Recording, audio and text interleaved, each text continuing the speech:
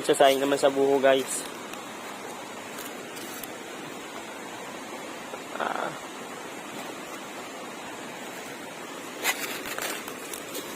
Ganyan pala.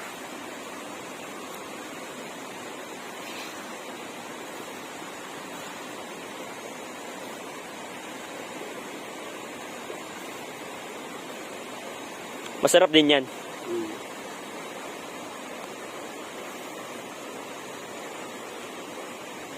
Yan, nakuha akong technique ah. Ganyan pala ang pagsasayang sa buho. Kasi ba sa atin yan? Sa ating dalawa? Sa ating pati yung aso? Isa lang ba? O pati doon? Dalawang ganyan. Ganun pala. Yun pala, dalawang ganon. Sayang lang, wala kami nakuling isda dito sa sapa. Kasi wala na tayong isda dito. Nakatago na.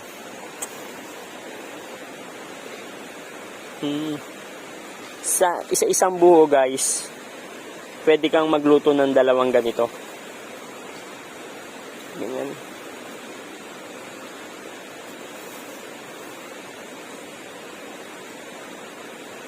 Ang lupet, stig.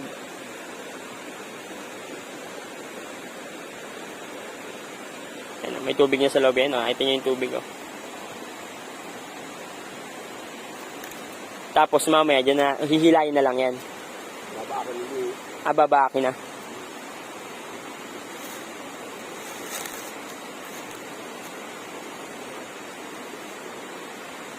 Ganyan lang pala siya. Nakuha ko ng technique. Ilalagyan niya pa ng tubig. Nakakatawa yung tubig namin dito. Doon lang kinukuha Hindi kasi malinis naman dito, guys, dahil napakalayo na itong sapa na to. Kaya imposible na itong madumihan dahil wala naman dito mga hayop. Walang baka, walang kabayo. Siguro kung meron man dito, baboy damo na mga andito tayo dito na mga hayop na gumagala. Ganun. Pero malayo na to. Hindi na to basta-basta napupuntahan. Lalo na kung ito ang magiging tour guide nyo. Ako po. Napakastig. Ngayon, hindi kami magluluto sa buho. Anong sasabihin din? Yan po, pagka nagkulag din na yung ano niya, yung pinakasabaw, pwede na siyang ibaliktad, tuwarik, para umagos yung tubig, para yung kanin mainin. Dahil hindi siya maiighan ng tubig, pagka nakaganyan, kinakailangan siya ibaliktad, para tumulo yung tubig, para yung kanin mainin. Kasi kanin naman na luto na no? Magbasa siya pagka hindi na ituwarik. Kailangan namin siya sa biling, para hindi mabubutas. Gaganyanin lang. Basta ang palatandaan, pag luto na, magigirin siya. Magigirin na yung tubig.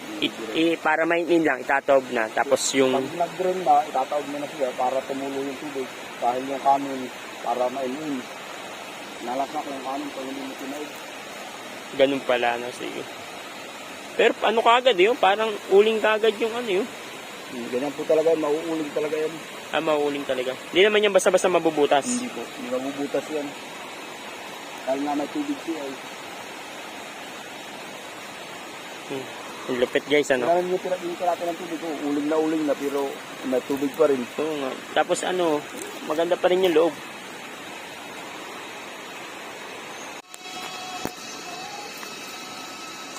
Yan, guys, okay na.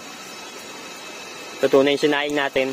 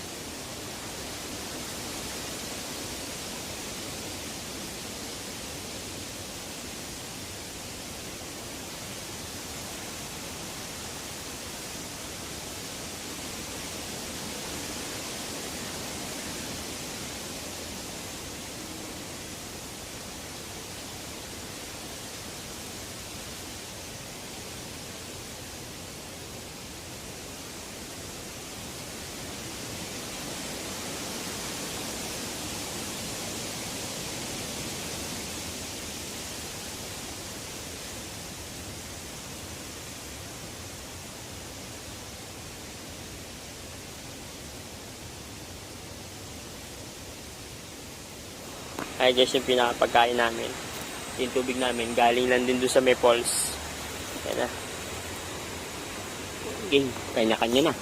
Kanya-kanya ng kain.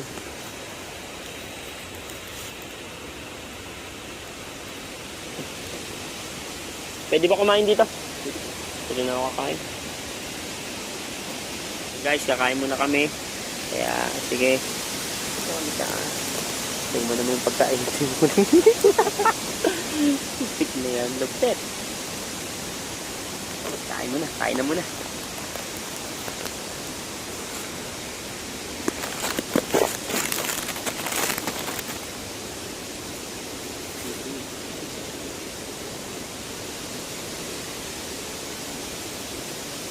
Dilata.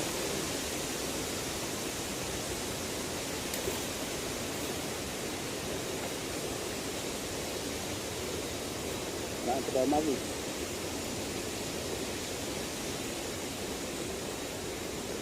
Napigit ko sa ano, sa mga pa, yung baso. Hindi na ganyan sabaw yung magi. Try nyo na to. Doon lang ako.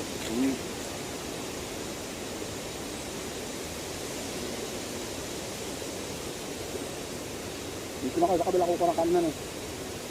Babagang ko na sa kabila.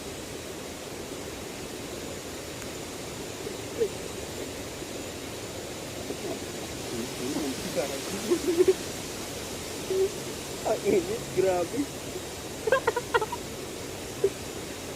Kahit sila nakaahon na ba yun? Grabe, suwabe ang init. Mahirap pa tayo-tayain yun.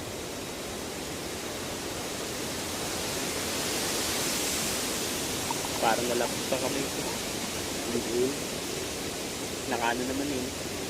Ako nga kanina, di ba? Nakaano ba? Hindi, kaya nga malakas ang loob ko kasi nakita ko kayo eh. Yung pala, hindi pala. Sabi ang init ka gano'n. Hindi pala mainit. Kasi nakita ko kayo parang wala lang.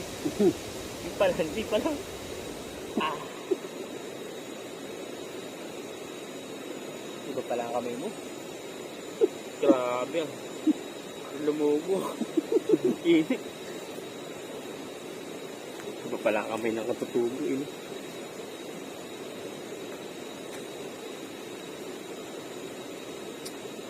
Yung mga kasirula nga ay sinasapinan mo pa dito.